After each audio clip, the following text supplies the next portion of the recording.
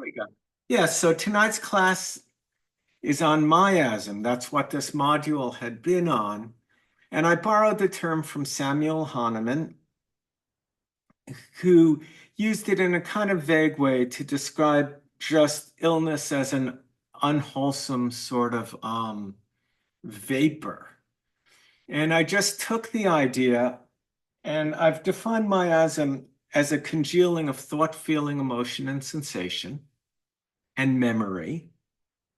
So thought, feeling, emotion, sensation, and memory, all of which are the content of the mind. And it's a coherence between this particular content, which is held in place only, or at least say, but in vast majority by the attention that we give it. So it's our attention that creates the coherence between these thoughts, feelings, emotions, sensations, and memories. And we give it our attention and imbue it with meaning, and the ego experiences it as an existential knot at the core of self. The ego, which is born in a moment of trauma, because the ego is, in its essential definition, the sense of the separate self. And in the view of our medicine, separation is pain and union is health. So the ego is born in a moment of separation. So when it looks and contemplates as deeply as it can into the root of its own existence,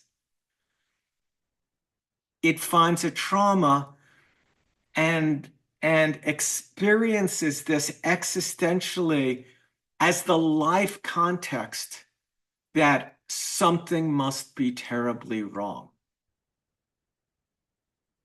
And in order to heal from what's terribly wrong, in order to overcome it, these unpleasant thoughts, feelings, sensations, emotions, and memories would have to be different.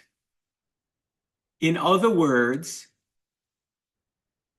if only my mind would leave me alone, then I'd be okay.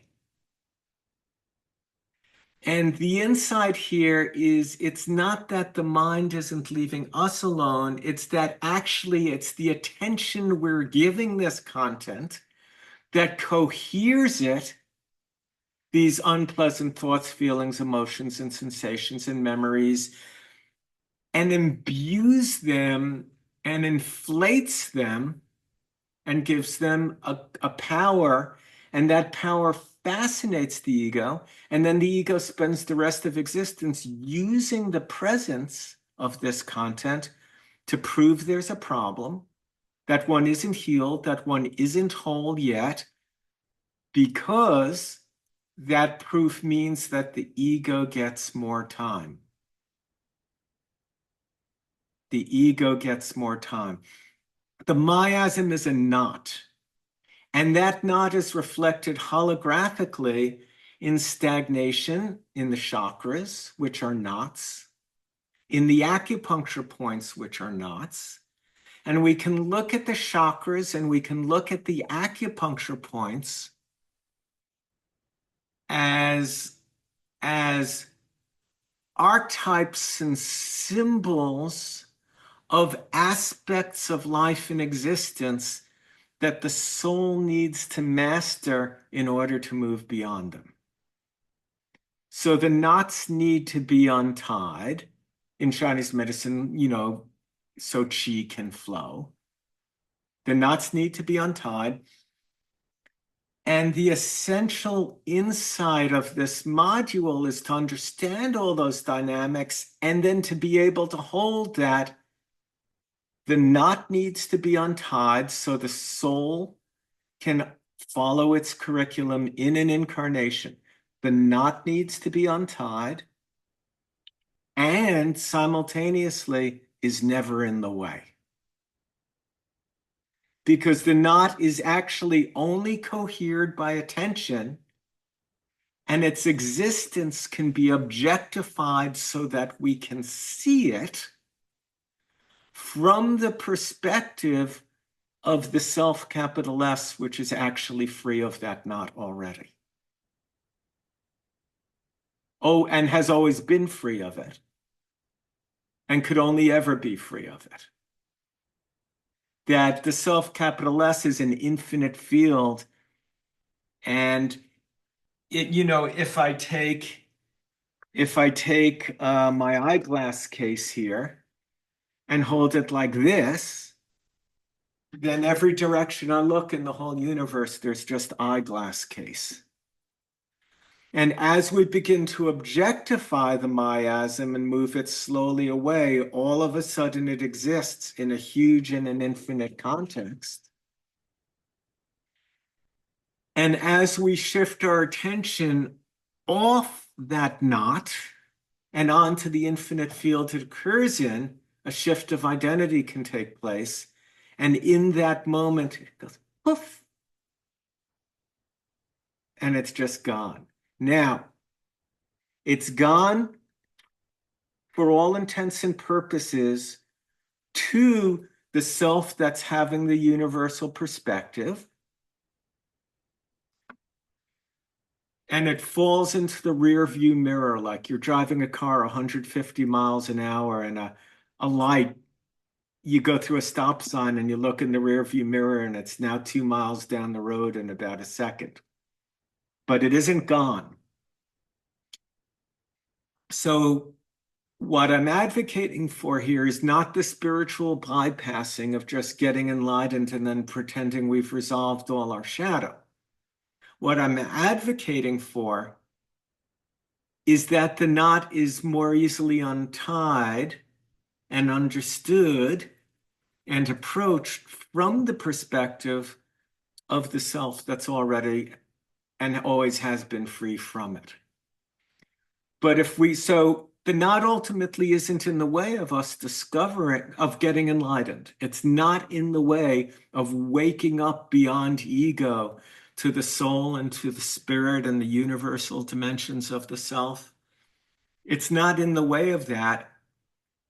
It does need to be untied, but the most helpful way to do that is from the part of us that's already free. And that's done in the context of, there's an intellectual dimension, which is understanding what I've just said, but it's really done from the perspective of the lived experience of realizing the freedom of choice one has even in the face of the strongest thoughts, feelings, emotions, sensations, and memories that are most charged. So I'm going to take questions on that tonight. I've written a prompt for you on the class page for your discussion group on this. And you can read that prompt, and I'm going to want you to focus on what does it mean that this knot needs to be untied and simultaneously is never in the way. How do we hold that duality? And the next class is on state and stage development, understanding the difference between states and stages. I posted that module already. This is very important. A person can have very high state development to the point of being able to transmit non-dual awareness to you in moments and have your mind and heart exploding in love. And they can be at a transactional 2 to 4-year-old stage of development. An Aztec priest would have been could have been a non-dual awareness and would have enacted that by carving your heart out and eating it on top of the pyramid of the sun or the moon. So it's important to understand the difference between states and stage development. States come and go. Stages we pass through in somewhat of a predictable fashion, and they don't come and go, they're permanent. And it's important to understand stages because essentially the hierarchy of points along Rendu and Chiang Mai those points are a hierarchy, and they represent, and the chakras are a hierarchy, and they represent increasing elevations of worldview, which is why all the windows of the sky are in the upper chest and on the neck, for example. Anyway, that's the next class. And so now I'll take questions on anything we've covered in class up to this point. And again, hopefully you've been contemplating all this. And I think, on the one hand, it should all be very interesting and you should be learning things. But on the other hand, if you're implicating yourself and looking deep, you probably start to become aware of deep currents flowing and resistances and intuitions of movements in the depth and things like being aware that things are happening, even though you maybe can't quite describe what sometimes. And awareness that there's an excitement about it and a real interest, but also that there's a resistance to going all the way with some of the material and really acting on it. And so we just keep letting it hit and letting it hit. The first time I gave this class, it was 3 days. And I realized at the end of the 3 days, it was just a lot of information. And that we really needed 10 months. So people would have 3 weeks to a month between classes to take it step by step by step. After state and stage, which is the fourth class, or is this is the third, right? Yeah. So after state and stage, all the other classes are getting into the different kinds of shadow, how to differentiate introjects and projects and split ego states, how they manifest, the differences between them, and how to understand them in the context of Chinese medicine and from a 5-element point of view. Okay, so I'll just take questions on any of the content from this last module. Don't be shy. Yes, Don, hi, how are you? Hi, I'm good. Good. The last class we talked about how I was having reservations. I'm just resignation type feelings. Oh, yes. And you mentioned how I was being cynical. And I had to sit with that for a while and yes, it's true. I've been projecting. So my question in regards to this topic, when I'm trying to be positive and be present with the not, as you put it tonight, my step as I'm working on it is just to act without motive in the moment, to be present in the moment without motive, because the way I'm thinking about it is that if I act too much thinking about it, I'm going to involve my old miasms or knots. And what's coming up for me is I'm getting achiness in the chest, and I'm not sure. Like, am I on the right path? Is that how you would have interpreted what the steps would be? Well, a few things to say. So when I mentioned you were cynical last time, what I was pointing out is that you're divided because clearly part of you is really interested in the material and is choosing to be here. And I was pointing out that there was another part of you that was cynical about the part of you that's interested and optimistic in the potential to change. Hmm. So I wasn't so much saying, Don, you are cynical and characterizing you that way. Right. I was trying to show a division between two parts of yourself, and that one part of you was cynical about another part of you that wasn't at all cynical, but was actually hopeful. Okay.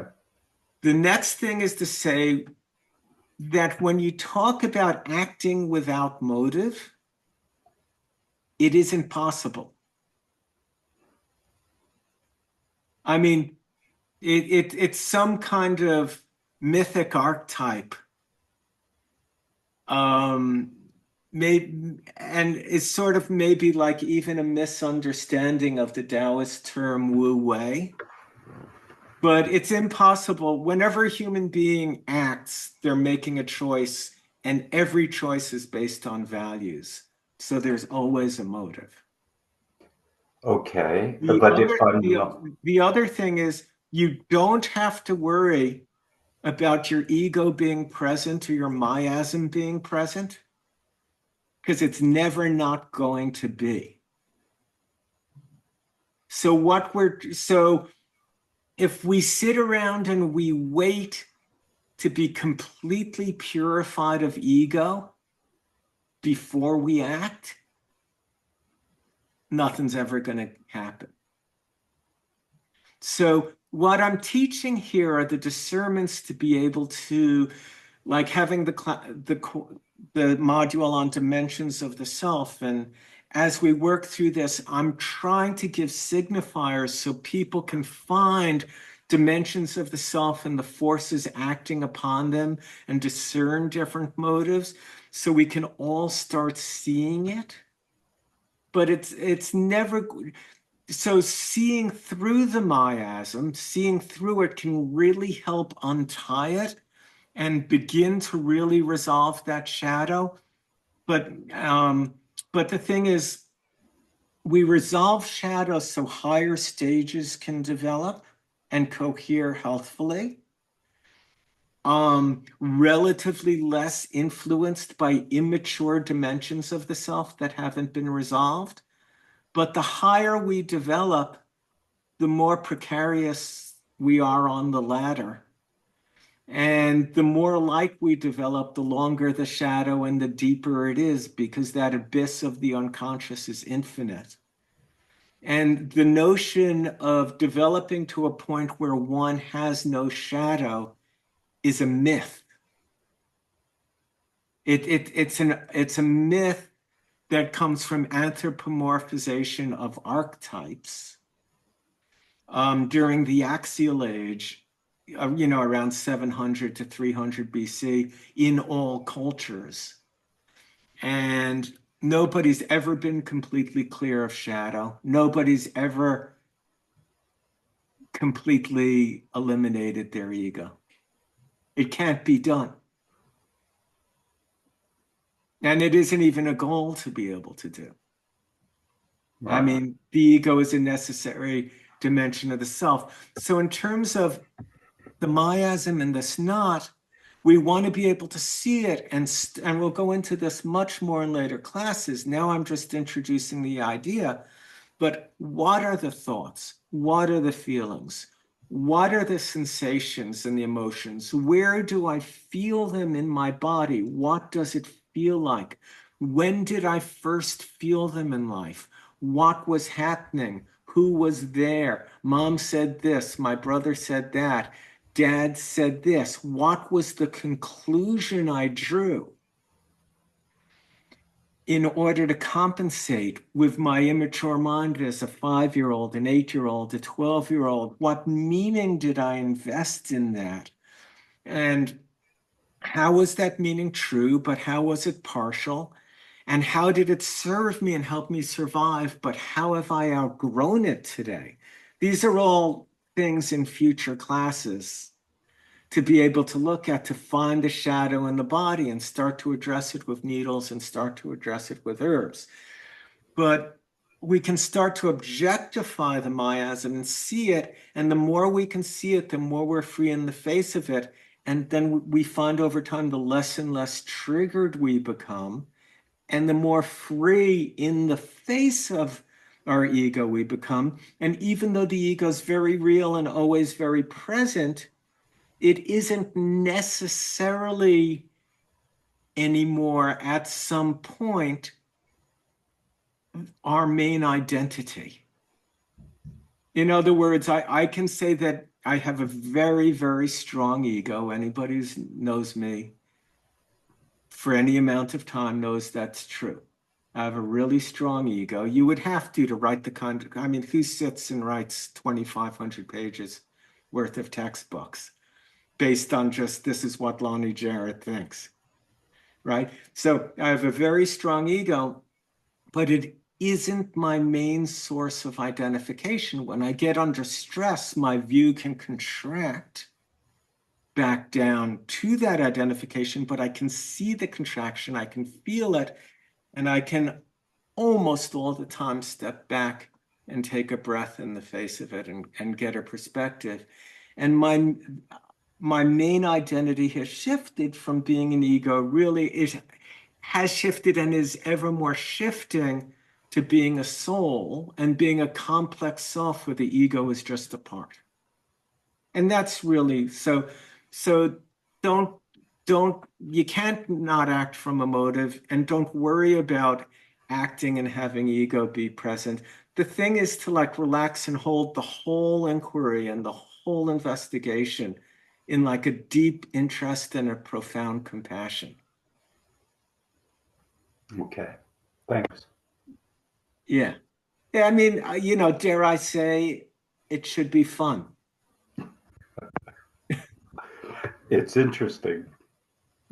Yeah, exactly. Yeah, Yeah. good. Thank you, Don. Thanks. Naomi. Oh, Noemi. Noemi, sorry.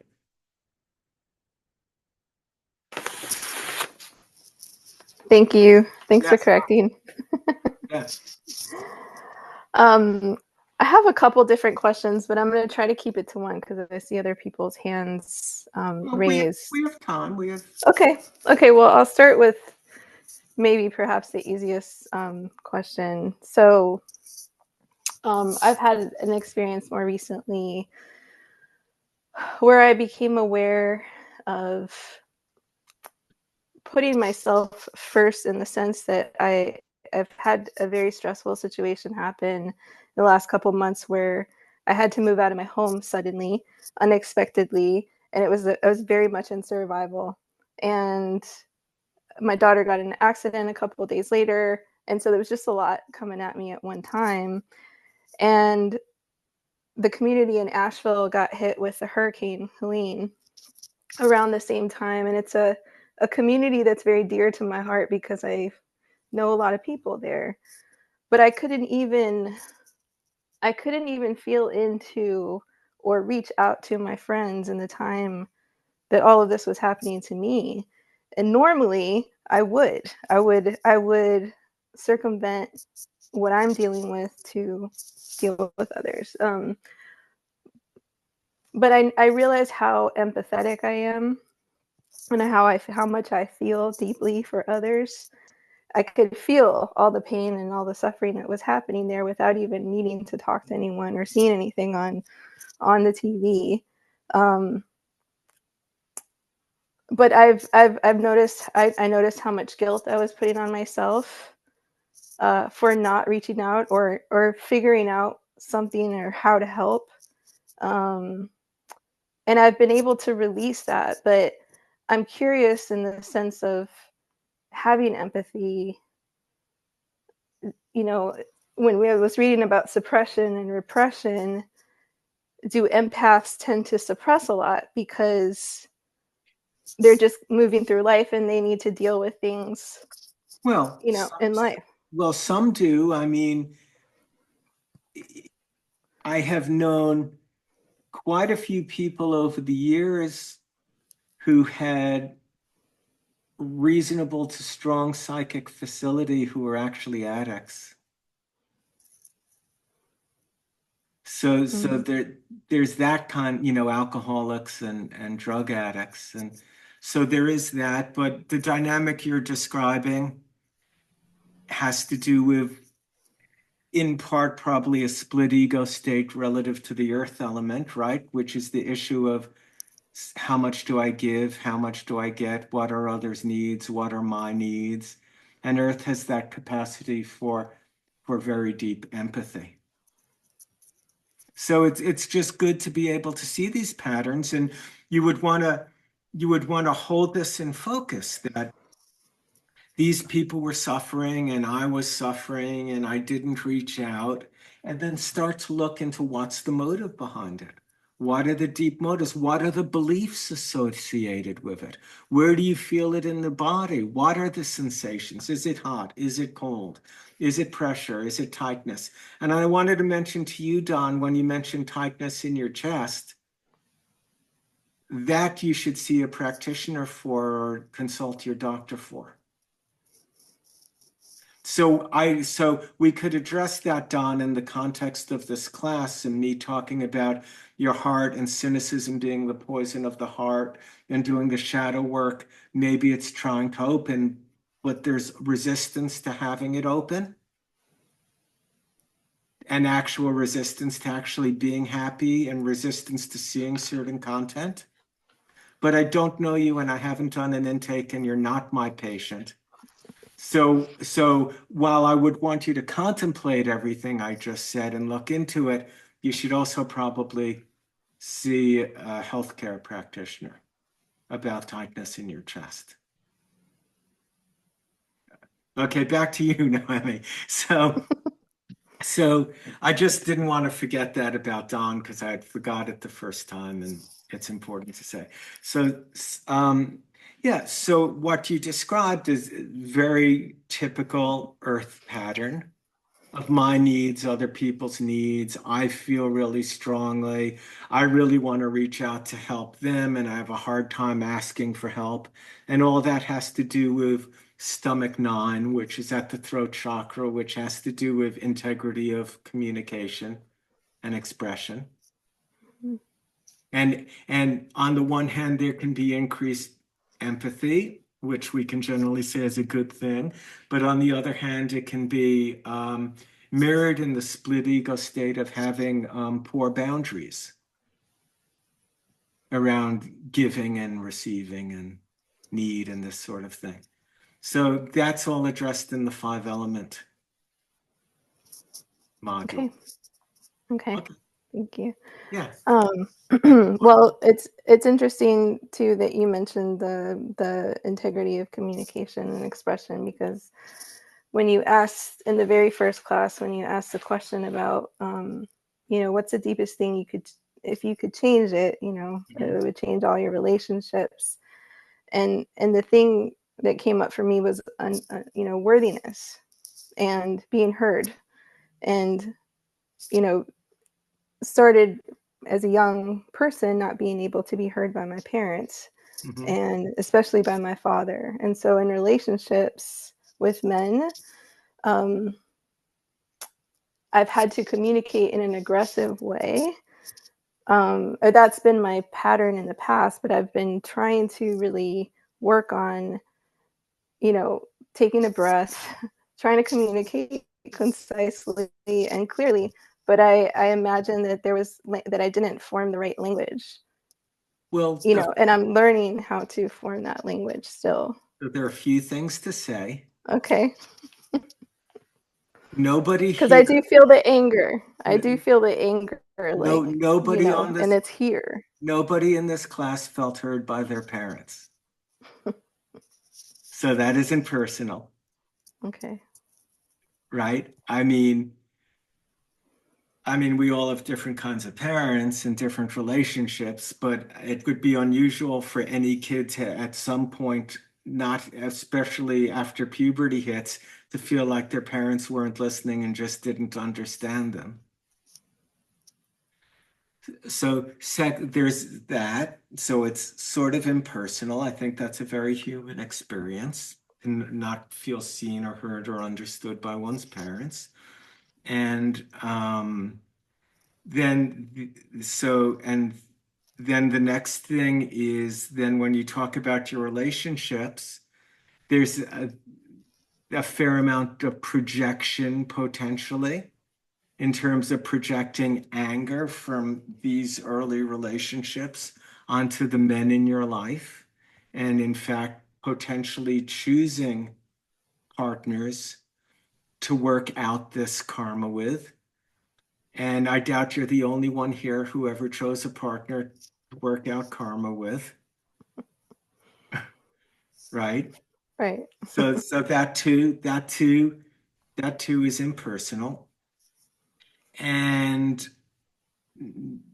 not feeling heard is the mirror image. So often when we don't speak with integrity for our needs, we project on others as not being empathetic to us and not listening. Because if they did care, they'd know, as opposed to us taking responsibility for our communications. So you can work with that. And then the last thing to say is speaking authentically has never been a value for women in any culture on the planet until it started sort of to show up around 1850. It is a value for women to speak up in about 30% of the developed West. The Taliban just passed a new law yesterday that no woman in Afghanistan is allowed to hear the voice of another woman. Wow. And this represents a stage of pervasive development that is our history. They're just 2,000 years in the past. So again, these things you're seeing about yourself are impersonal. And it's true for all of us that what we tend to do is personalize what are actually just our own individual embodiments of gross cultural manifestations and historical manifestations. Mm.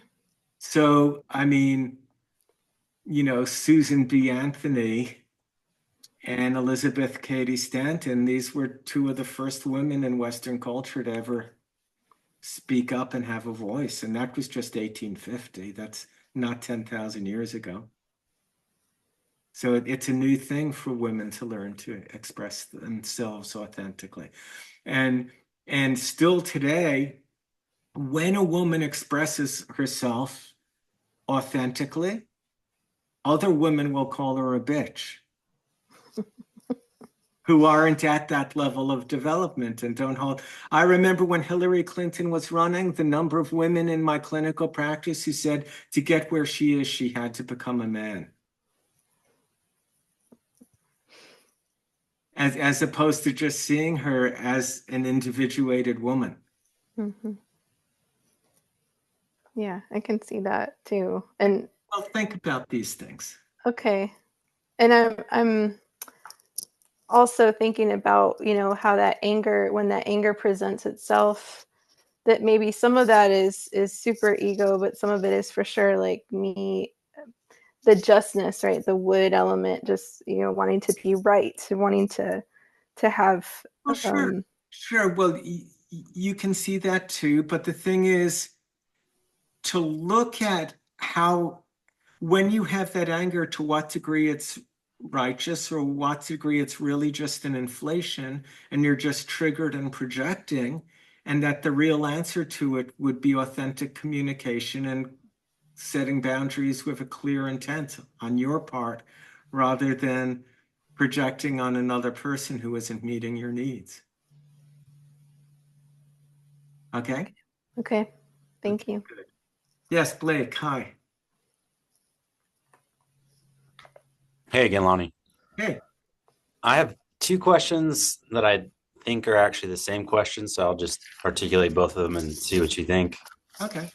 The first, in your last class where you were discussing miasms, you mentioned that the ego was the part that always fights. And I thought about that a lot, in the fact that the what would you describe the fight to move forward in a spiritual direction, to move forward towards some kind of hierarchy of what we're doing here, essentially? Like, is that fight? Is that, I think of it as like the yang impulse to move in the direction of something. I'm not I'm just not entirely following. So I mentioned that one of the characteristics of ego is that it thrives on conflict. Mhm. It thrives on conflict because that conflict is what it takes to maintain a sense of a separate self in the face of union and in the face of the fact that there's just one. So it takes conflict to maintain that illusion. And the ego is the part of ourselves. So the soul longs for union, and two people get together and their souls long for union, and they may feel they have a deep soul connection, but they each have egos, and the ego only likes union to the extent it feels good and wants union when it wants it. But the ego can't acknowledge union as the fundamental ultimate reality because that denies its existence as a separate sense, self-sense. So it has to generate conflict and separation in the relationship, which is why people can be together for 30 years and never go all the way into a profound union with each other. Would you agree, though, the friction that's created in that is part of the fire of transformation? I mean, when you talk about the necessity to have an ego in order to. I understand your point, not necessarily. So when there is something called creative friction when two or more people in a collective are striving toward a goal, and people have different perspectives and different capacities, and there can be a kind of tension and creative friction that when the real alchemical work of removing obstacles is being done and there's obstruction and everybody's dealing with resistance, there can be a kind of friction, and that's a very wholesome and very healthy thing. The ego doesn't create that. Okay. What the ego does is maintains a sense of being superior in a way that is harmful and creates distance.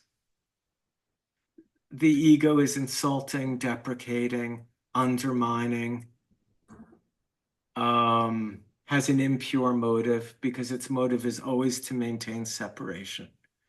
So that's the kind of conflict ego creates.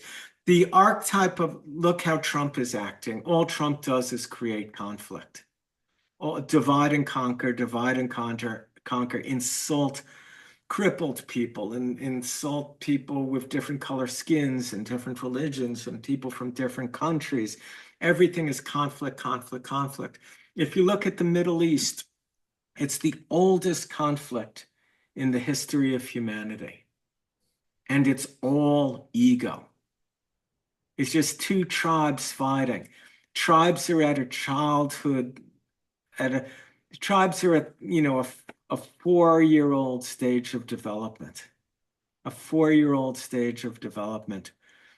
And it's just clear to me, it may sound naive to say, this whole conflict could end today.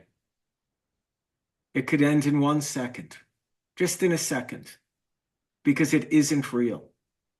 It's just held together by the morbid fascination each of these people has in their creation myth, and who are compelled by this historical rot.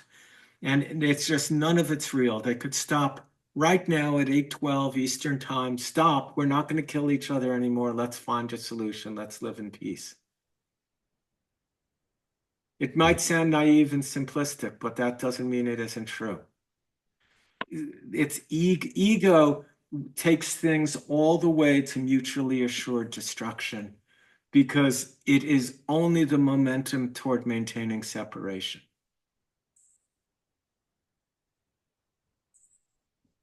So I understand what you mean about creative friction, but I think that's really something else.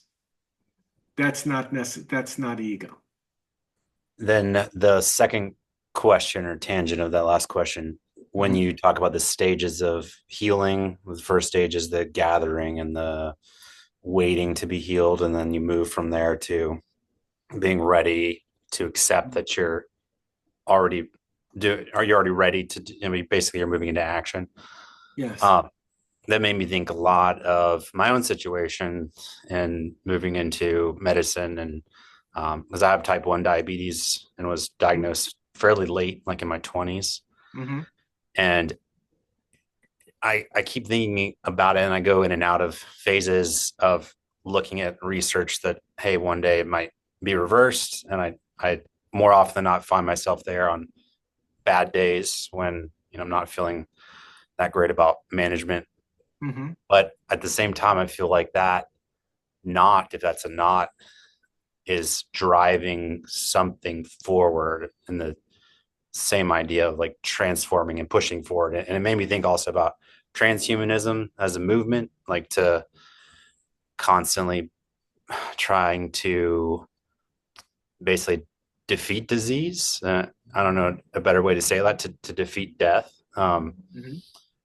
I don't agree with the transhuman movement, but I also think I can kind of see the necessity of it in a way, like to keep pushing that ball forward. I Well, if it means uploading Elon Musk's consciousness to a computer so he can live together, I don't support forever. I yeah, I don't. don't see that as life. Yeah. But the research out that the people that are trying to find better ways to fight cancer and all the ways to improve life. I think that's great. Okay. I mean, look, all technological innovation comes with pitfalls and perils, and we've had the atom bomb now since 1944, and we haven't destroyed ourselves with it. That's hopeful. But Lonnie, are those knots in the rope? Don't they make it easier to climb? I mean, like the when we look at the miasma, it's something to grab onto, but not too, because you have to leave it to get to the next one. But are we constantly going from one miasma to the next? No, I think there's just no, I think each person's ego has one central miasm that, one untied, helps the individual transcend, at least for a period, the ego's illusion of separation and the constriction and the pain that goes with it, long enough to become inspired to do the work, to really cultivate a relationship to the other deeper, more universal dimensions of the self, like the soul and the witness and spirit, and to become a whole self. And then the ego just moves out of center stage and center ring, but takes a more proportional relationship now within the self. And these knots in terms of the chakras are just that every stage of development goes through the phases of an entry stage, where it begins to provide answers to past dilemmas. And as it provides answers to past dilemmas, as the higher view sheds light and gives us perspective on where we've come from, we become so enthusiastic about that new perspective that we tend to absolutize it. And as we absolutize it, we consolidate that view, but then become stuck in it because we've absolutized the view. And when we're stuck in it, it begins to now have limitations and generate problems that only the next higher view will shed light on. And at some point, we understand human development enough that we just realize this goes forever. But as we begin to enter new stages, so for instance, as in my own experience, as I self-actualized and then began to move past central identification with ego and into the transpersonal stages, I'm not absolutizing those stages. I'm interested in the view and I'm developing in the view. But I know now at this stage of development, I know there'll always be more and more and more and more and more to be revealed. And at some point, you cease being interested in finding a place to rest. because you realize the conveyor belt goes forever. And that would be adopting a developmental view, an evolutionary view, is living in the context of constant development. And if you're going to live in the context of constant development, then you can't torture yourself over the process of development. One wants to enjoy it and be interested in it. And not worry about all the resistance. You go, oh, I'm feeling a lot of resistance. Boy, the currents are really, really deep. I'm alive.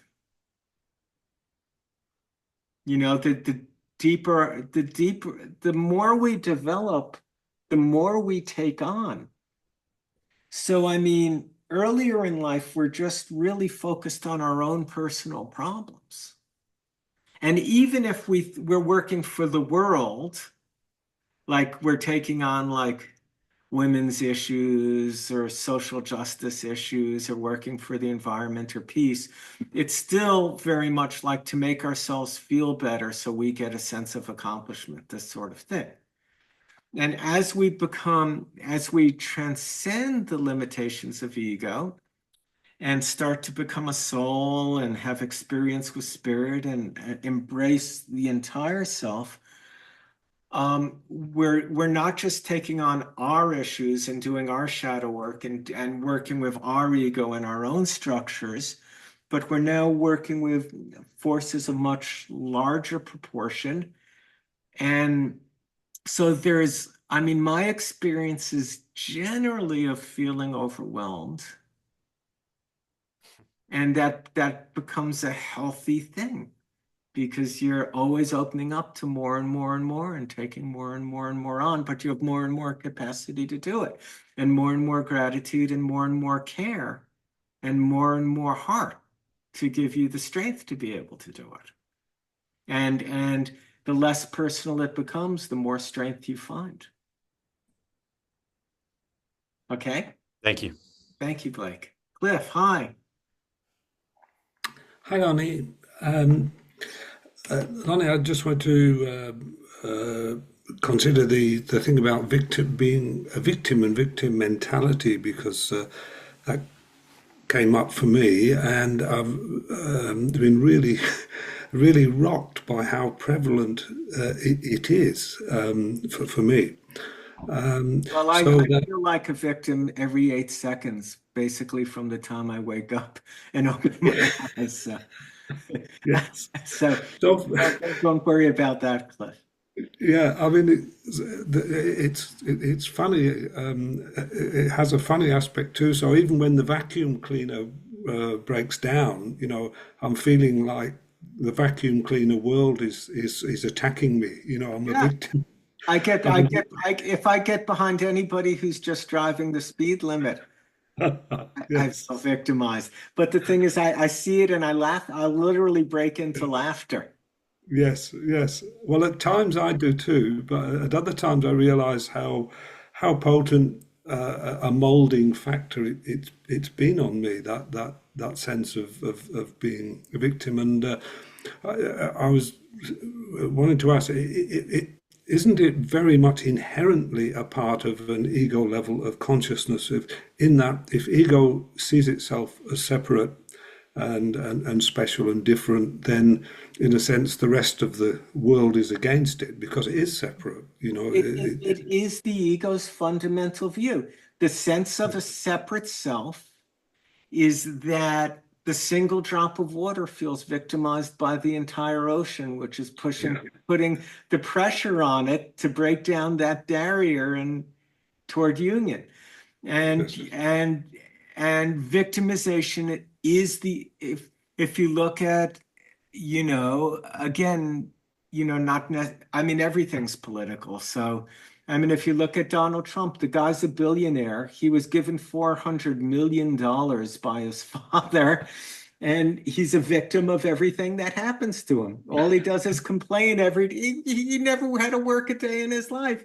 He was born with given $400 million as a kid.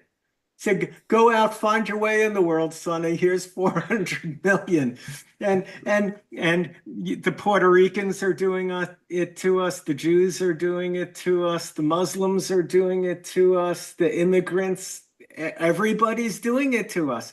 And he just brings out the inner victim in everything and everyone. The people who support him have a very, very profound sense of essentially being victimized. But this is the ego's condition. Is the ego always sees itself as separate and superior, and then a victim. The universe is doing it to me. And that's the basis of all the conspiracy theory. The dark hand out there, the deep state, the George Soros and Bill Gates and these billionaires, that are run, and they're these dark forces, that dark force, that unseen hand out there that's doing all of it. I mean, there's this woman who apparently I'm friends with on Facebook who keeps claiming that the hurricane in North Carolina was caused by the government. I mean, and I've questioned her about this. I just keep asking questions and keep asking questions. And she keeps telling me that if I don't want to wake up, it isn't her concern. But I anyway, should talk to her about vacuum cleaners as well. yes, exactly. Well, the government is definitely running your vacuum cleaner. But the thing is, this is the ego's essential view. The ego's essential view is well spoken most beautifully by the child who looks at the parent and screams, "I didn't ask to be born." That's the ego's point of view. And if I'm here, it's all your fault. It's not my fault. I didn't do it. I'm not responsible. I didn't ask to be born, and you can't expect anything of me. Yeah. That's the ego's essential. Yep. So so what we do, we don't set out, the goal isn't to make the ego less victimized. That's trying to make charcoal less black or fire less hot. The goal is just to see the ego for what it is and to just start to let into awareness as you're doing. How often do I feel like I'm the victim?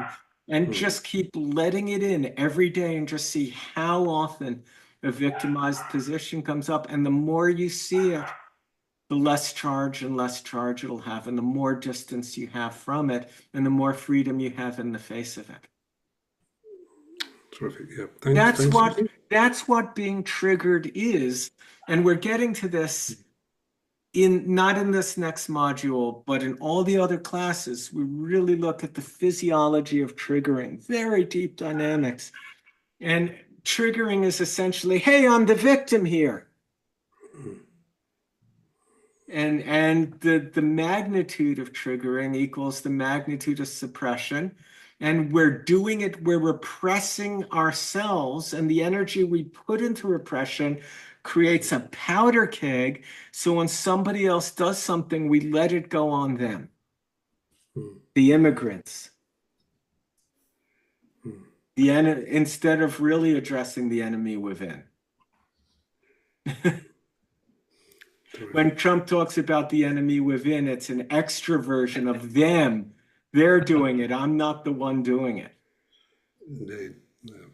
I could write a 1,000-page book on this infinitely. Yes. But don't have the time. I'm going to enjoy life instead. Anyway, Griffin. Yep. Thank you. Thank you, Cliff. Thank you. Oh, by the way, there's whole discussions going on at nourishingdestiny.com about the course. And people are putting up really meaningful, beautiful posts. So if you want to engage deeper, and you can read my responses to them and see the dialogue we're having. Okay, yes. How do you get into that, Lonnie? How do you get into that website? How do you get into the discussion? I can't find it. You just create a free profile. You go to nourishingdestiny.com, sign up. You can pay money if you want, but there's an option that says free membership. And once you create a profile, like you would do on any website, you click on discussion groups and it's right there. Okay. Okay. If you try that again, Annette, and you can't do it, just email me and I'll give, tell me what's going on and I'll help. Okay, Katie, hi. No, Lonnie, you called on Griffin. I lowered her Oh, hand. Griffin, yeah, I'm sorry. Yeah, what happens is when people's hands are raised, they go to the upper left, but as soon as I call them and they lower their hands, they disappear. Anyway, Griffin, shoot. Yeah, it's okay. A minute had passed. You'd forgotten about me. I get it. You feel abandoned? I've totally abandoned. I've also been thinking a lot about victimization, so this tags nicely onto the previous discussion. Mhm. Just thinking about victimization and the question you had in the contemplation about power and where it gives one power. And from my soul's perspective, I have felt very clear about wholly renouncing victimization, not wanting anything to do with it, not wanting ever to act from it. And Well, then that's at other because the times, soul, that's because the soul isn't a victim. The soul made the choice to be here. yeah. And I feel very strongly identified with that and clear on it. And then, of course, the ego is still doing its victimized thing and making all the noise. And I'm thinking about the being in the place of the witness and watching what's happening and seeing, oh, the soul is saying this, the ego is saying this, Yeah. and needing to insert that pause before the behavior. Mm-hmm. And sometimes I think much of the time I can, and then there are plenty of times when I can't.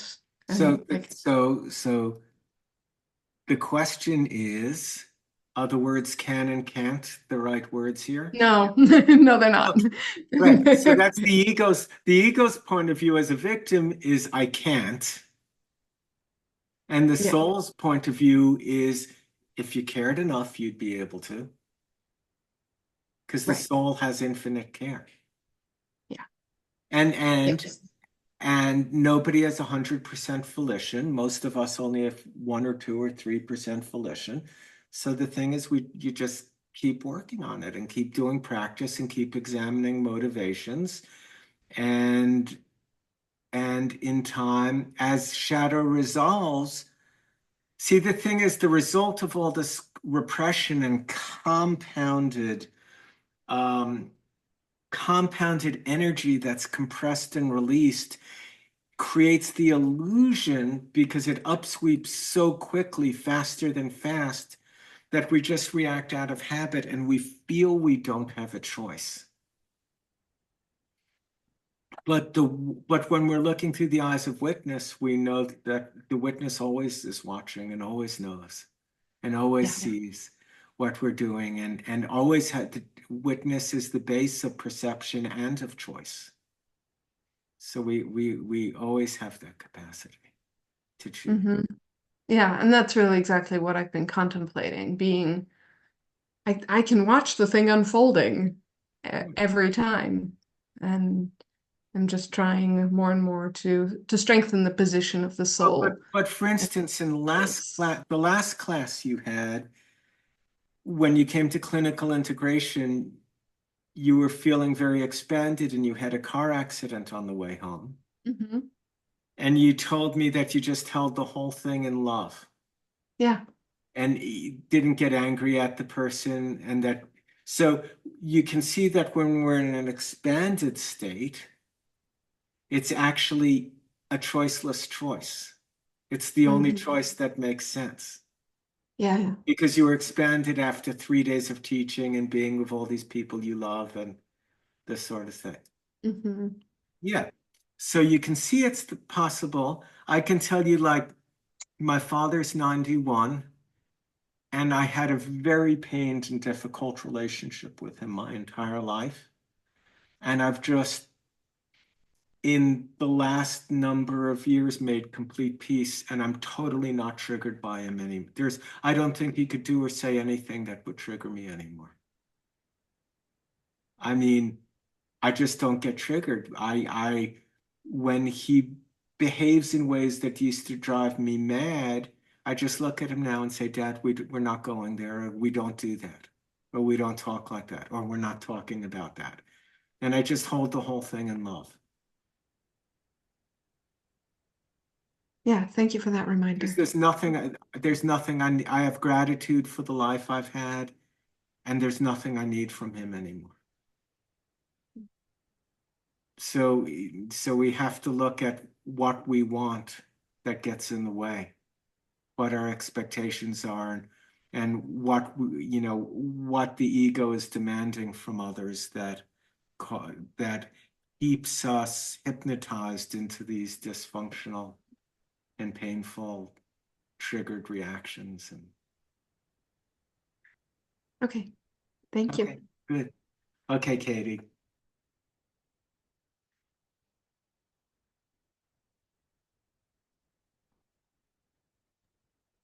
Sorry, I've got to take notes too.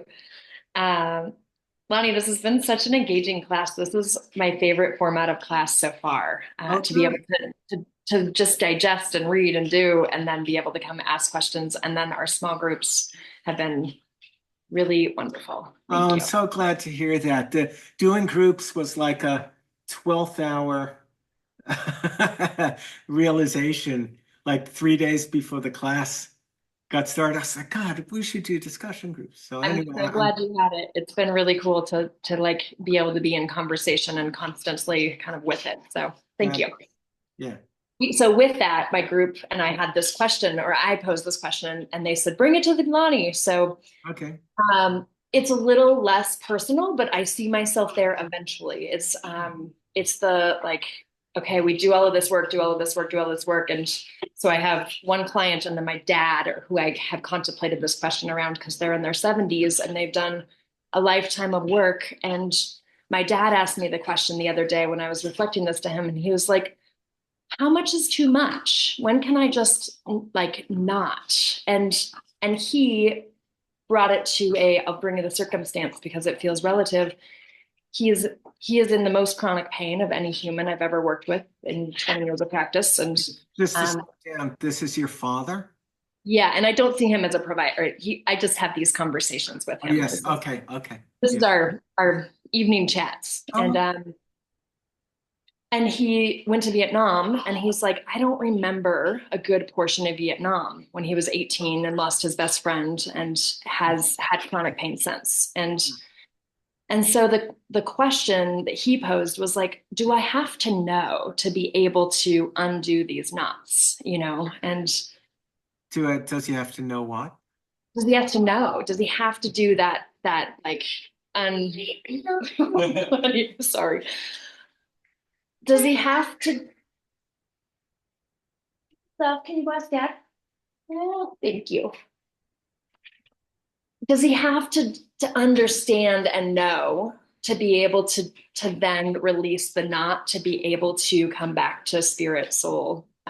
But to know, well, I'm not sure what you mean by does he have to know, but I did preface this class tonight. Yeah. With the insight, which is part of the prompt for the next discussion group, which is the knot is real and needs to be untied. Yeah. And I'm going to say a little more about that, but is also never in the way. And the realization at the moment of awakening is that my thoughts, my feelings, my emotions, my sensations, my memories, my body, my mind, with all its contents exactly as they are the absolute perfect vehicle for this awakening. Yeah. And we're never in the way and aren't in the way. And still there's all this habit in the vehicle. When we talk about a knot, we're talking about it in the context potentially of reincarnation, with the idea that whatever we don't attend to in this incarnation, in the next incarnation, everything we have attended to will go very quickly and relatively easily through those stages to get to the point of the knot that we hadn't untied in this incarnation. And then that becomes our life curriculum for as many lifetimes as we will stand in front of it until we see through it and untie it. Yeah. So the knots are forever, and they're just not a problem in a developmental view. But I'm not sure what you mean by does he need to know? I mean, I've had guys from Vietnam. I had a patient who came to me who was a nice guy, but a fairly undeveloped individual with tons of dysfunction who had been in Vietnam. And this was probably about in the last 15 years. I mean, I practiced for 40, right? So 15 sounds like a long time ago, but it's relatively recent. And he came in, he said, he came in for back pain or something, or tendonitis, I don't remember. But I asked routinely, how's your sleep? He said, every night since the Vietnam War, since 1971, I have woken screaming in night terrors. And my wife tells me every night I shriek in my sleep. I gave him Yunnan Bayao. I drained aggressive energy. I treated him for possession, drained aggressive energy, gave him Yunnan Bayao. He came back for his treatment a week later and said, they've stopped. I said, what stopped? He said, my wife says I haven't woken up once this week, and screamed. And I treated him for 3 or 4 months. His whatever pain got better. He left, but in that time, the symptom of night terrors never came back. And he didn't learn anything or have to understand anything. Yeah, that's a nice, like, you don't have to necessarily know because we don't need to know the whole story to be able to untie. It doesn't seem like a complex story. He went to war, which was horrific, and his best friend died. Yeah. Why isn't that enough to know? I mean, what more does there have to be than that? Yeah. Maybe he just knows enough. And it's something else. What's more of a concern is the meaning he's given to all of it, and how the meaning he created in the face of that experience has contributed to his pain of separation all these years. And what does it mean to be able to hold, I had this horrific experience and I have all this pain, and I'm a whole human being. And there's this part of me that is, a significant dimension of me. The most significant dimension is actually free. And to just hold all that in a deep compassion. That's more like what shadow work has to do. Yeah. And what this work, this Dharma has to do with. Okay. Thank you. Yeah. Okay, Living Tea. What's your name? I was muted. Sorry about that. Hi, Lonnie. It's Colin. Yes, Colin. Hi. How are you? Good. Okay. I think what I'm actually trying to do is clarify a question. It'll make sense what I mean by that as I share my reflection here. Mm-hmm. And the question is around choice. You wrote in Deepening Perspectives that one aspect of consciousness is the capacity for choice, the ability to choose. Yeah. And I've worked a lot with this short, kind of pithy mantra, which is there are no enlightened beings, only enlightened actions. And when I was reflecting on luminosity and emptiness, and trying to take that out of an abstract conceptual realm and actually find it in my experience. Mm-hmm. I noticed that in reflecting on luminosity and eros and the evolutionary impulse, that I have a constant craving for greater evolution, more experience, and for growth. And I feel like there's a central miasm, if I'm using it correctly, around not enoughness or inadequacy or a sense that there must be more. And what I mean by that is externally, I refuse to accept a materialist worldview. And internally, I feel that I have to evolve the self in some way. Mm-hmm. So when I went back to the kind of drawing board of trying to make this non-abstract and to land it in reality, I went to the section in your book where you talk about tonify the upright influences, move stagnation, reduce repression, and then improve communication with spirit.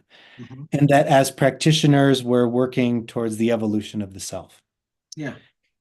And that this communication is between the consciousness and unconscious, the heart and kidney, the Shen and Shen, small and large, etc. Mm-hmm. And what that suggests to me, this increased communication, Mm-hmm. is that the master is home, so to speak, that the attention, the witness attention is more prevalent, more present. So my question is around what master, what is it that we're doing with the attention? Is there something to be done? And I think about this to complete my question. I'm sorry it's so long-winded, but this is why I'm trying to clarify it. If, for example, inadequacy or something is a metal element worth issue, we'll say, and then we're working with other elements maybe to balance it out with some wood energy or fire or something like this. Is there something around choice, which was the basis of the question, that we are choosing that is supportive of enlightened action? So again, there's no enlightened beings, there's only enlightened actions. Then what I'm trying to clarify for myself, what is an enlightened action? You know, I can look at the Eightfold Path or the Bodhisattva precepts or something like this, but how do I know when I'm in alignment is the question. Yeah, so there was a lot there. You can't know before you take an action. Okay, so Sorry, I know it's a lot, but well, no, it's all right. So all actions are based on motivations. We talked about that earlier, right? I said you can't act without a motivation. And we can never take for granted that we're acting from a pure motivation. To take for granted one is acting from a pure motivation is arrogance. So all we can do is act and then look and see what the effect of the action was in the world. And a wholesome enlightened action is one that an enlightened action is wholesome, which means it engenders the true, the good, the beautiful, and it moves a current situation toward union. It embraces truth. It deepens, it opens, it heightens, it enlivens. In terms of emptiness and luminosity not being abstract, one has to contemplate these two principles deeply and really look through the eyes of them. So in one of the spiritual teachings I was in, which was really the one I was deeply involved in, we would do a 10-day retreat on just being. I would meditate 14 hours a day. I'd meditate from 12 o'clock at night, from 8 o'clock in the evening till 8 o'clock in the morning without moving. And every other day do 14 hours and just go into emptiness. And we do other 10-day retreats where just discussion groups, not being, but becoming. We do 10-day retreats where the first 5 days was just emptiness and the second 5 days was just creation.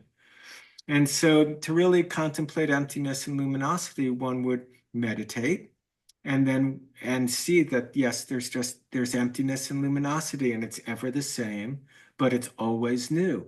And then one puts one's concentration and one focus and contemplation of emptiness and feels the ease and the expansion. And then one can contemplate the creative impulse and see that what it wants is fulfillment right here, right now, straight ahead, damn the torpedoes. Now, when we talk, there's this weird sort of postmodern interpretation of Wu Wei as inaction, like it's wrong to do anything. And these people, if you walk into a room standing with your back straight, they get upset and take offense. So the thing is, well, isn't meditation? Aren't you still, just holding your back straight or letting go? Isn't that doing? Isn't that doing? And then, yes, we can, the creative impulse is purely creative, and we can experience as this explosion going forever.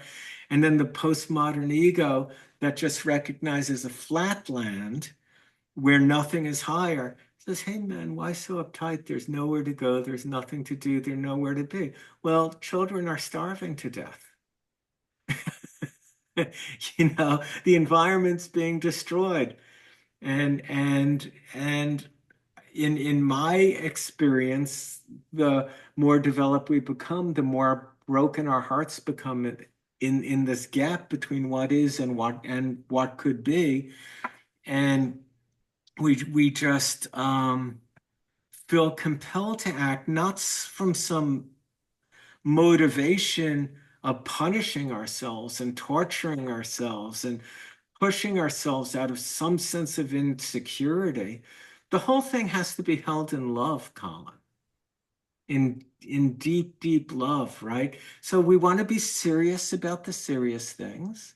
So I'm serious about the serious things, like obviously I give a lot to my teaching. My students come next weekend and I'm going to see 6 patients with them over 3 days and teach 8 hours a day. But Saturday night, we're going out and my jazz band's playing and we're going to have fun.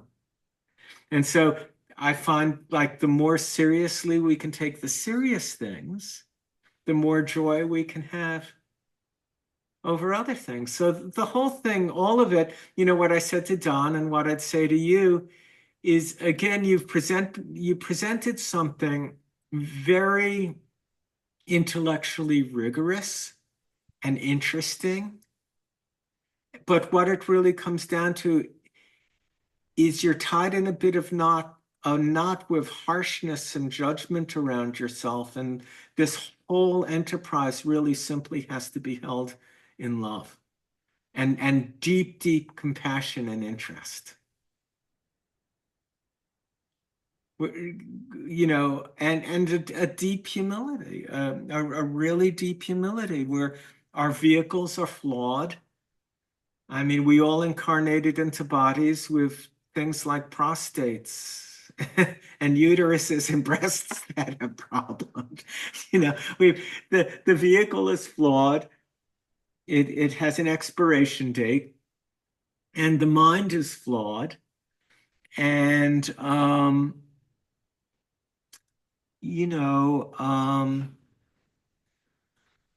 but that we have this miraculous capacity to awaken and to hold the flawed condition of humanity in a deep love and a deep compassion, and that has to begin with ourselves first and foremost. And when we can do that with ourselves, that creates the context for a deepening and a real growth. So again, this work, like it can feel sometimes, because we're mostly identified with the separate self sense, resolving ego and resolving shadow and developing in the face of the ego's resistance to change can just feel awesome and overwhelming.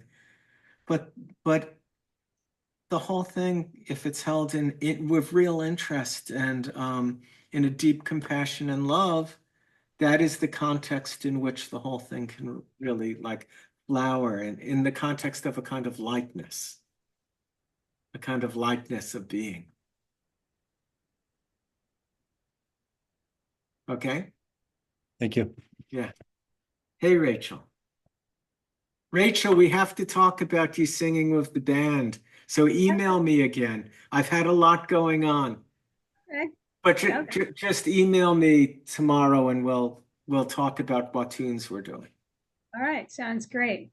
Okay. I'm looking to it. So you've answered a lot of the questions that I had, but I kept my hand up out of bravery because I want to share my experience, and it's been poignant. Mhm. So I was thinking about that question, what is the thing that I need to do or to stop doing? And it's going to be right in your face, something that you've been talking about for 20 years. And I was like, I don't know. And then suddenly, boom, oh yeah, that's right. 1997, I had a nervous breakdown because I gave up on my music career. I'm a singer-songwriter, and I've written, I don't know, 25, 30 songs that are publishable. They're good. And in 97, I just couldn't push past the resistance. As much force as I put into moving forward, I felt the same or greater backlash, and eventually just crushed. I gave up, and it crushed my sense of self to the point that I contemplated suicide seriously. Someone stopped me from doing it, but then after that, I was kind of useless for about a year and a half. Mhm. And eventually I got back into just doing office work, basic filing, and then found myself going into computers and then eventually found that to be unsatisfying, and then found my way into acupuncture school.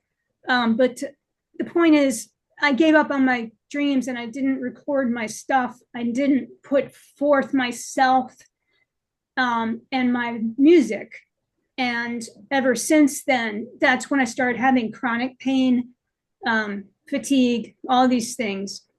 And also, misrepresenting myself to the world, expressing myself in ways that were not authentic, deliberately hiding basically my true self. Mm-hmm. And so I said, okay, well, I still haven't copywritten my songs. They're still sitting there. And I'd even written more when I was in school for acupuncture. And so I sat down, and I had about 10 or 11 songs that were just sitting there on my hard drive, some of them from 2017. Mm-hmm. And I put them into the copyright office, and I made it happen. I did through the thing, and I had so much resistance just to doing that. And it's just me and a computer. It's not me with other people, but I did it. And then I just got high on that. And I'm like, oh, wow, it broke the barrier. And the next thing I'm like, I'm going to put one of my songs up. So I took one of my first songs from 1989 that I wrote in college. It was about, I think I saw that. Yeah, The Changeling. Yeah. This is really interesting because when I look at the lyrics, it's just so on mark. And I was in college. I never studied the shadow, but I knew it. Mm-hmm. And I put that out there, and I'm recording this, video. I got my camera, my phone with my, recording it. And I watched it and the first version, and I'm like, this is awesome. This is so cool. I'm posting this right now. And I put it up on Facebook, and like, no, and I'm expecting, I don't know what I'm expecting. And my ego is like, well, everybody's going to stand up and clap. You're expecting Taylor Swift to call? Right, exactly. Well, she didn't. I was shocked. And like maybe I don't know, a couple of a handful of people liked it, and then I watched it again. I'm like, oh my god, this is a horrible version. I hate this. So I did another one which I thought was better, and I put that up, and like 7 people saw that one, and I realized I was facing right back into the same stuff that crushed me in 1997, that I had picked up exactly where I left off. Yes, that's how it works. Yeah, and it's really interesting how what was happening with that process. And I've noticed that I've started remembering my dreams again. Yeah. I hadn't been remembering my dreams for a very long time. And a lot of it's very dark stuff. And I'm just sitting there, and I'm just saying, no problem, no preference. Come on, let's see you. Show yourself. I want to see it. And you let the deep currents move. They are moving. And And I feel like, should I keep going? Should I buy time in a professional studio and actually put out an album? I mean, where do I take this? Do I keep putting it up piecemeal on Facebook and not caring, Well, that you know, sees the doesn't? thing is, Rachel, you're free. Yeah. You look into your deep heart and soul and ask for the direction and follow the dictate of your heart and your soul. Yeah.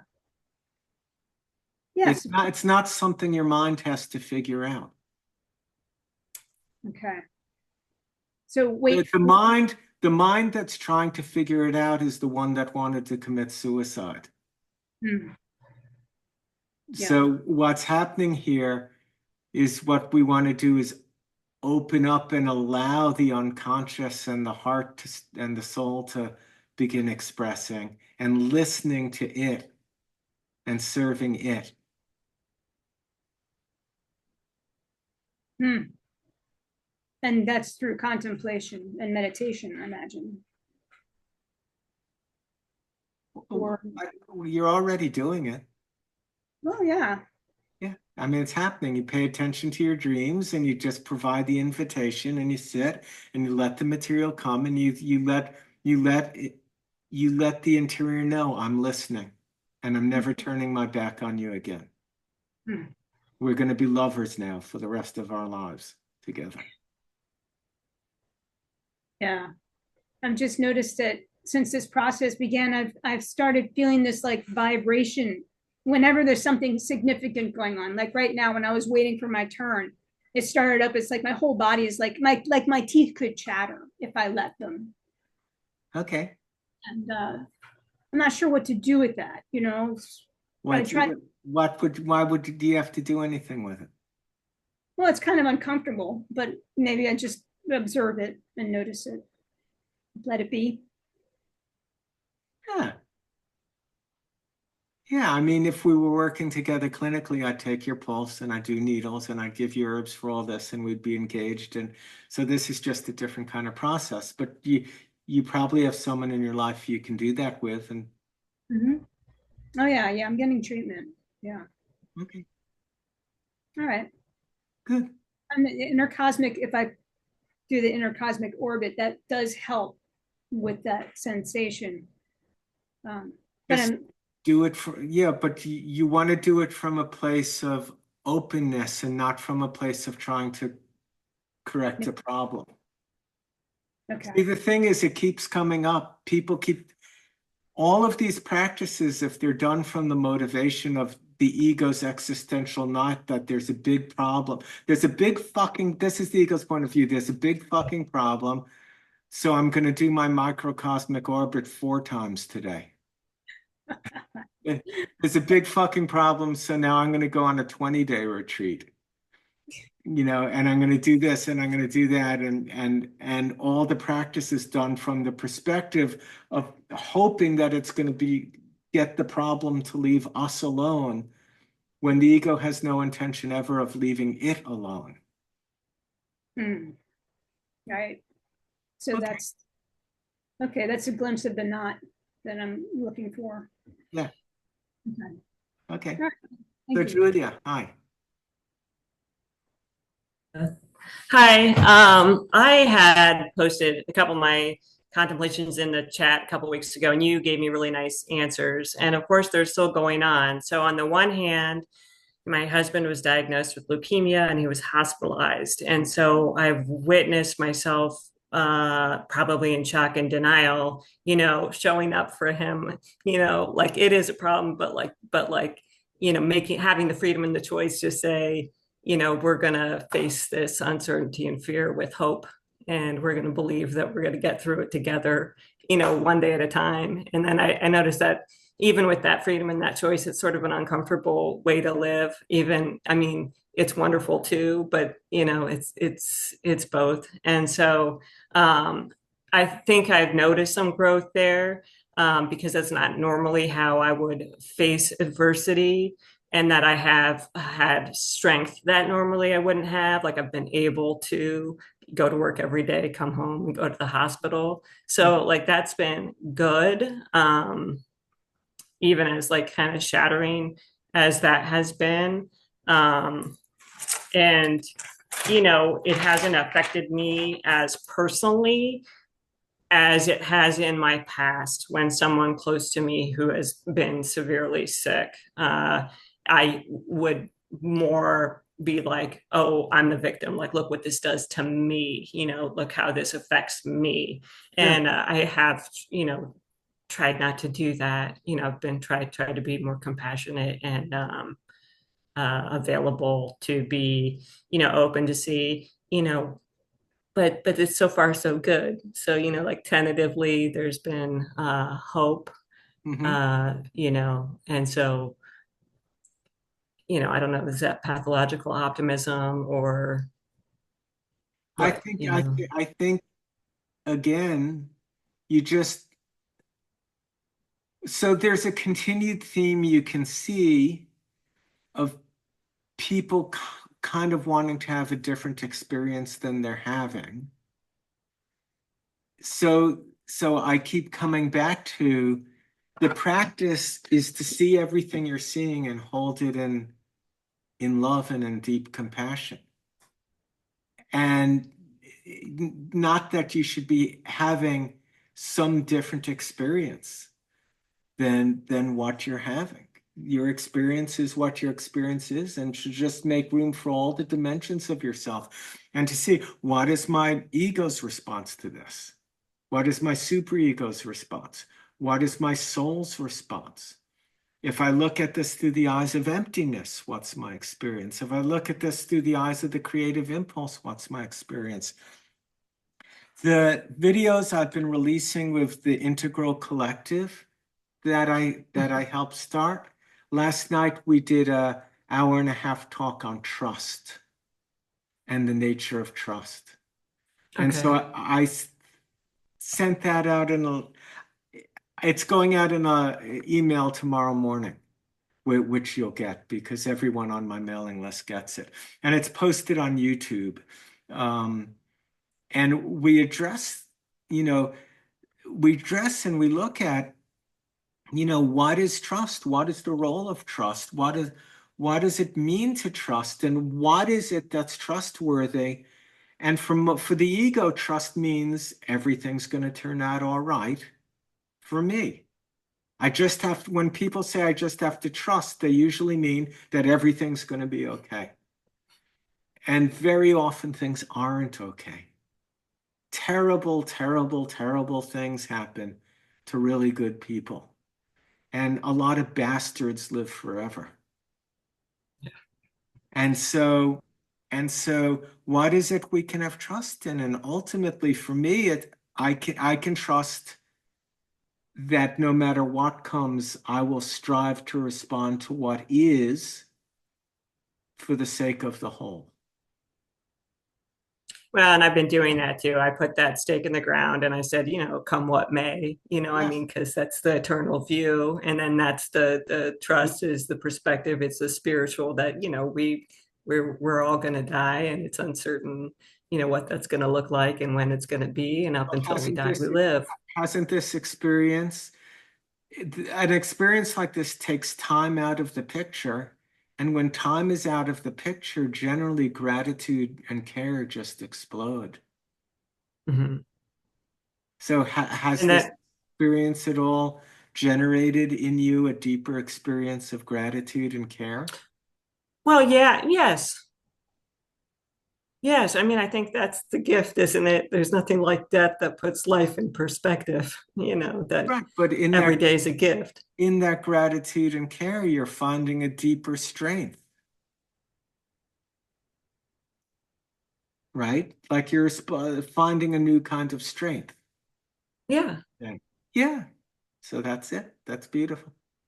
And then ironically, on the other side, on my legal side, I have this child support custody case with my ex-husband, and I'm just not finding any good coming from this. It's just destroyed all of our communication and co-parenting, and it's been expensive and stressful and ongoing. And now we're being court ordered to mediation after the guardian ad litem. And you know, you said like, I think if my relationship has changed, after these 20 years, we've been divorced for 9 years. The kids are teenagers, so, but like, then my values changed. But even if my values changed, I'm not finding right now, anyways, a lot of good, because it's just so Situation. destructive. I don't, I haven't meant to imply that the spiritual empath means seeing everything as good. I was involved with a community called Kripalu, which was run by a man named Amrit Desai, who was an kind of Indian yogi who had a moderate degree of transmission. And he wound up it was a celibate teaching, and he was sleeping with 5 of the women at the ashram, yada, yada, yada, yada. And he was interviewed about it years later. Another friend of mine and a teacher of mine interviewed him for a magazine. And the man said, isn't there some kind of minimum standard that someone holding themselves out as a teacher should be held to? And this teacher said, no, the good is good because it's good, and the bad is good because we can learn from it, which is it's a completely amoral perspective. And I never meant to imply that an enlightened person, see, there's this mythic view that if you're really enlightened, someone once screamed at me on the internet in the early days that an enlightened human, you could murder their children in front of them and they'd hold you in complete unconditional love. He said you could hacksaw their leg off with a hacksaw and they'd feel no pain. This is just a mythic view, and some situations truly suck. Just painful. And even with that, like, I thought the more wholesome view, like that there was like the cost of the, to change to then give up the previous life in order to hope for a more wholesome future, I guess is what I was thinking. Yeah, sure. But but the situation can suck, but you can still hold it in deep compassion. And compassion doesn't mean you don't stand up for yourself and fight for what you think is right.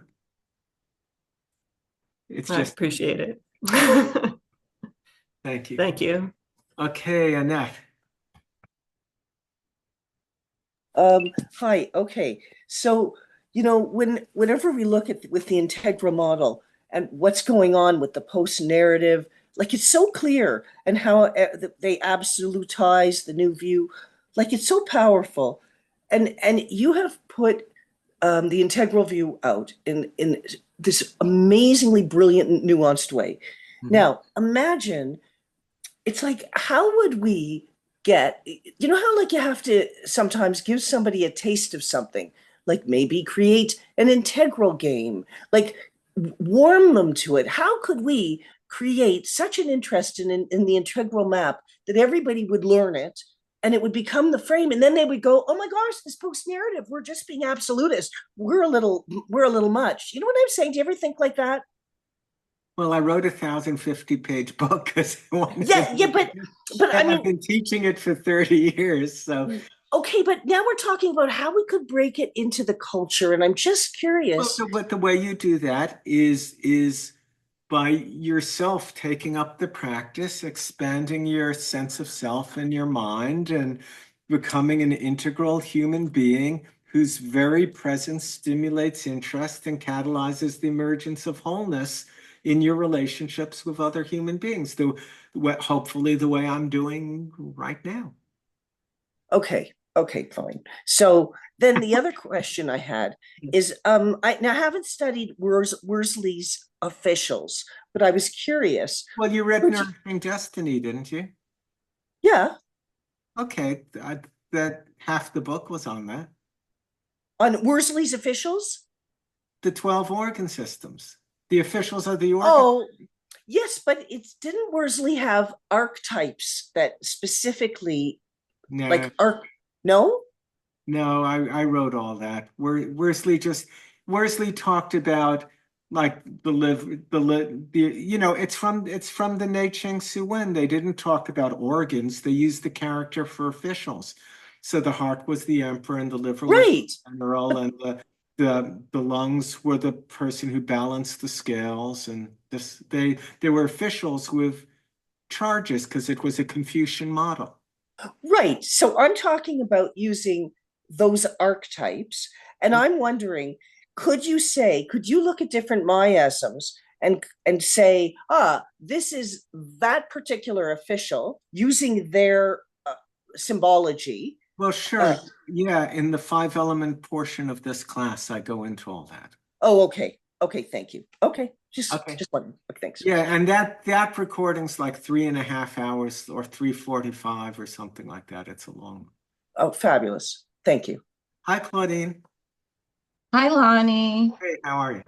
Has been such a great discussion, and thank you everyone for sharing. I want to know, how do you identify the central miasm and in oneself and in others?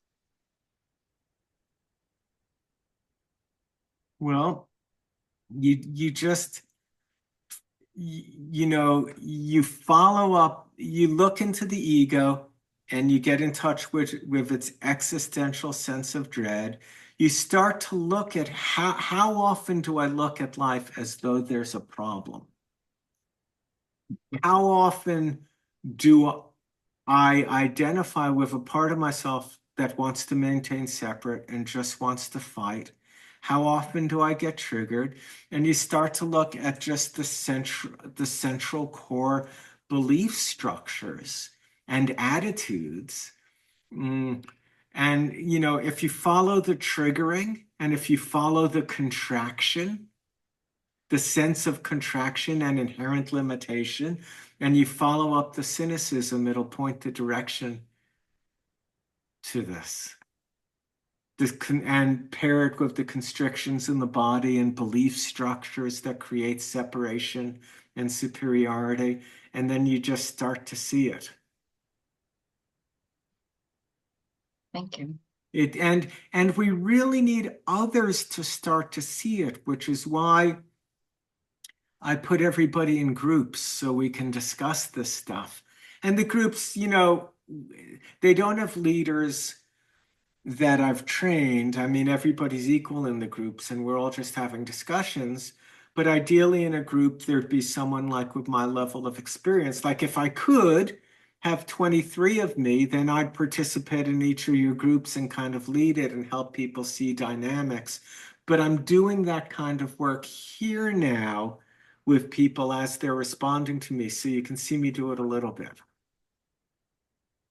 Thank you. But it's very hard. It's very, very hard to just see on our own. We really need friends on the path. Okay? Thank you. Okay, Kirby, hi. Hi. You mostly answered my question actually, but I wanted to keep my hand raised because just to make sure I understand. Since this class started, it has been a very wild ride. And I signed up for this class last minute. And now I know why, because I've been kind of plateauing in what I was trying to blast through or resisting, which is essentially my whole life. And I've been one to evolve as much as I could, but there was this one thing that no matter what I did, I couldn't move past it. And in the last month, I've moved past it. It went from terror to the repression being released and dealing with insane amount of grief and acknowledgement that no matter what I do, even in my past, present, or future, I will never change the outcome of my mom and my childhood. And that is very humbling and also very freeing, because the way that what is it, landed on me is from a five element perspective, was from the spleen of being burdened by my entire family. And if I just keep doing, and I can never do enough, that the sacrifice of self, it's like altruism turned upside down. And so it's been really revelatory and freeing and lightening, like I feel a lightening of my being.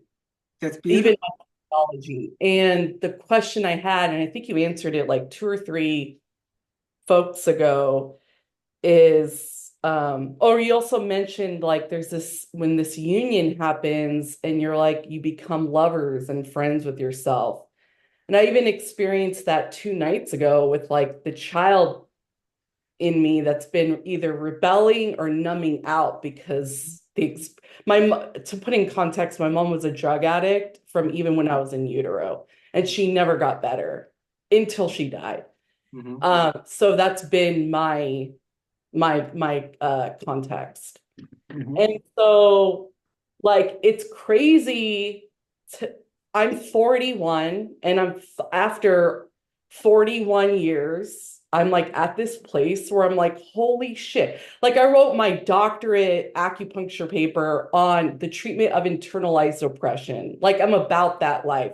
Like, what do I need to do to be free on this earth right here, right now?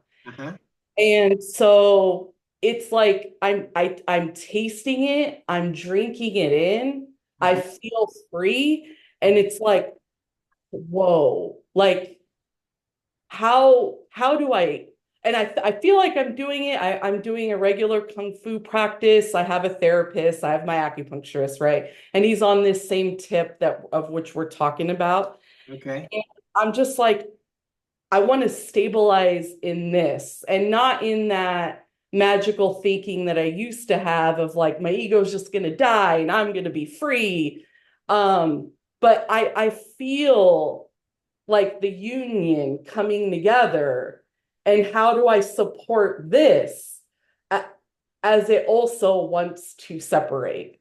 Yeah, so you want to have an integral practice, which means you're taking care of yourself hygienically, which means proper hydration, proper diet, proper rest, proper physical exercise, proper philosophical development. You want to take care of all the different dimensions of the self and integrate. And you started out by saying, I've realized that nothing is ever going to change the outcome of what happened. You have to let go of any inherent sense of limitation. Like you have to even let go of that concept to be free. It is possible to change the past. Now, that doesn't mean your mom's going to come back to life or won't have been a drug addict. It just means that the past as you remember it is a myth that you created when you were unfree and when you were very young. So the entire past that you think can't be changed actually is a somewhat true but very, very partial picture of the whole reality. And actually, the past can be changed by letting go of everything you think you know about it and what it meant. And just letting go, and holding the whole thing and holding. At some point, there's a shift from what I experienced and what happened to me and the trauma I experienced being conceived in utero and a drug addict, to holding your mom's life in a profound and deep compassion, experiencing a profound gratitude for her having done what it took to get you here right now to be and asking these very things and experiencing the awakening you're experiencing, and realizing that it's the sum total of potentially thousands and thousands of lifetimes, and suspending the ego's judgment about what it was and what it all means. Like letting go of any inherent sense of limitation about what can and can't change.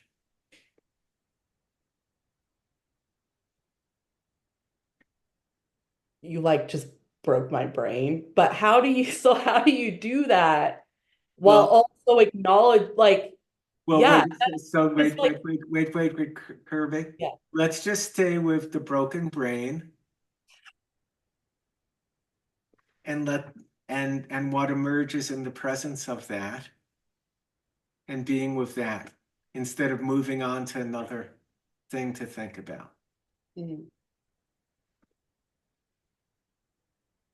You just let go of any inherent sense of limitation about what's possible. The past that you remember is a past you made up.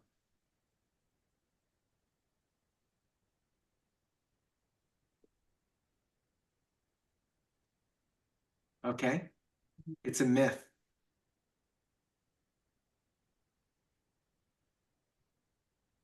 So then you become really interested in who am I? Why am I here? And that the past I had, the body I have, my mind as it is, with all my memories exactly as they are, and the experience I had in this life is the absolute perfect vehicle for me to awaken right now and completely live up to the reason I chose to come back and be here. And none of it's in the way, and all of it's a gift.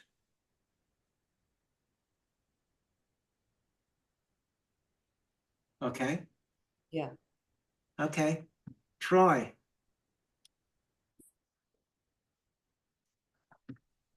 Hey, Lonnie. Hey.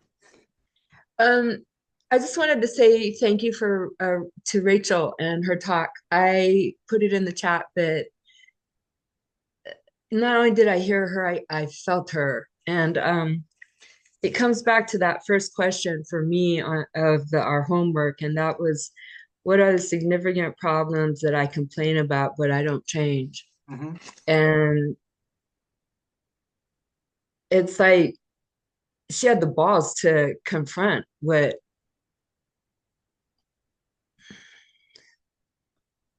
was going on in her life.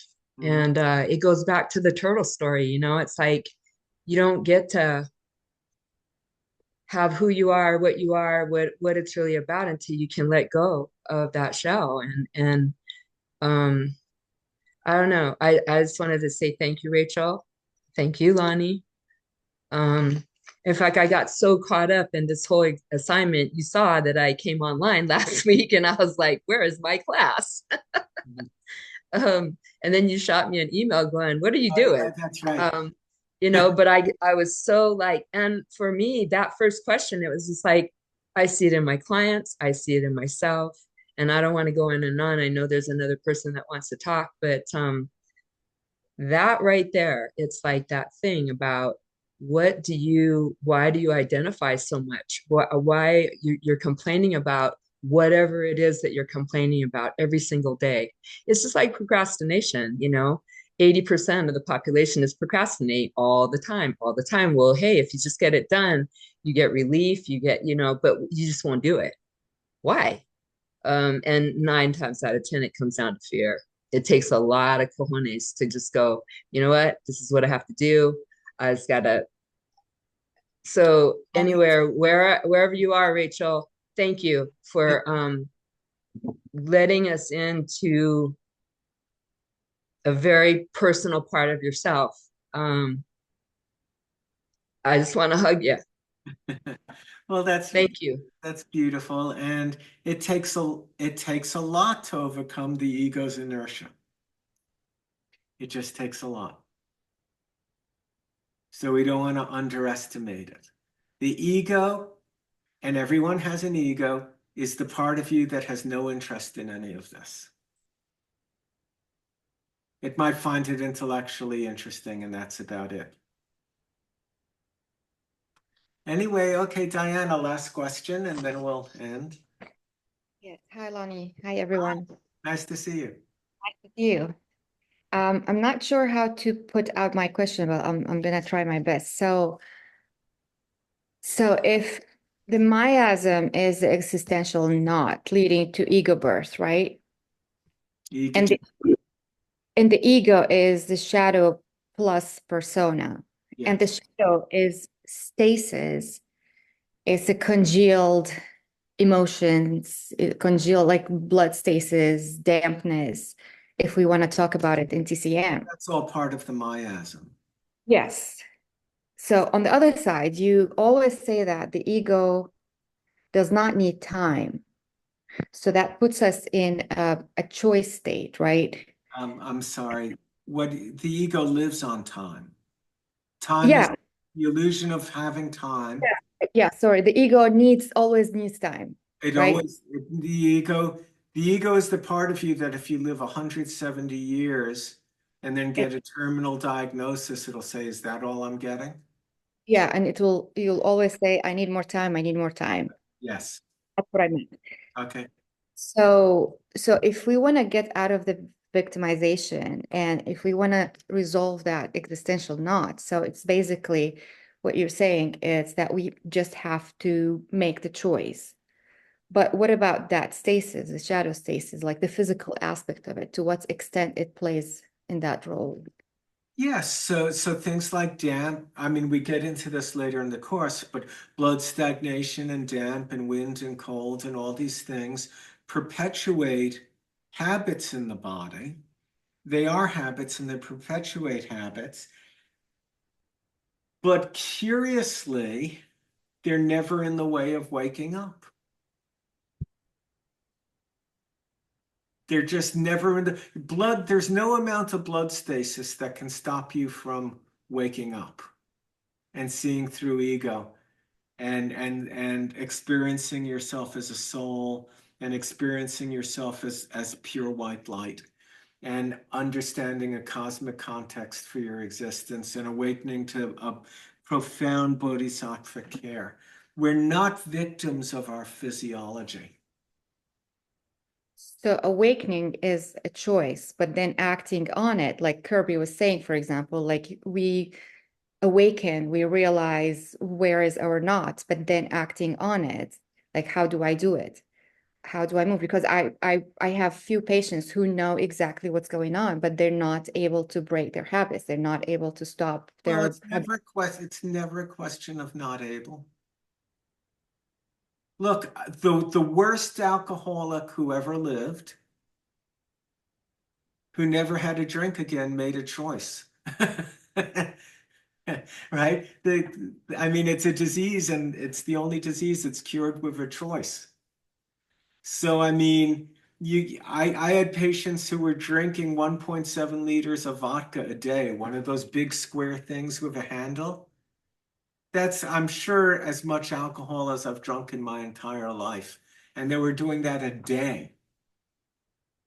And one day they got up and they said, I'm not drinking anymore. And and the fact that their liver was screwed and their heart was screwed and their spleen was screwed by all the alcohol and everything, that none of that was in the way of them making the choice to get sober. They made the choice. So I totally agree with you. It's just I had an experience where I witnessed someone under a plant medicine experience, and they went with an intention to break. They know what's going on, and they went with the intention of break that knot, but their body trauma, it wouldn't let. Like I've witnessed them, like with all kind of shaking, body pains, all that, and the body just would not let go. It would not surrender. So it's that like it's altered state of mind. So how come the choice is not like more open? People have all kinds of motivations, and souls are at all different levels of development. Right? So I mean, obviously I don't know this person, and I can't speak to what's good. People who engage in these kind of medicines often have nowhere near the level of philosophical development, intellectual understanding, or physical development to be able to healthfully assimilate what their experience is on the medicine. What medicine can do, what medicines like that can do, is they can give people powerful experiences very quickly. Powerful experiences don't necessarily change anyone.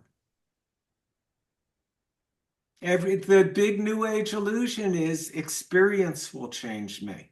I need to experience this. I need to experience that. You know, I need to experience this and that and the other thing, and more and more and more, and take higher doses and do this and do that, and tantric sex and go to Machu Picchu and all. I need the experience, right? I need the experiences. I'm going to have an experience and the experience will change me. No, experience doesn't necessarily change anyone.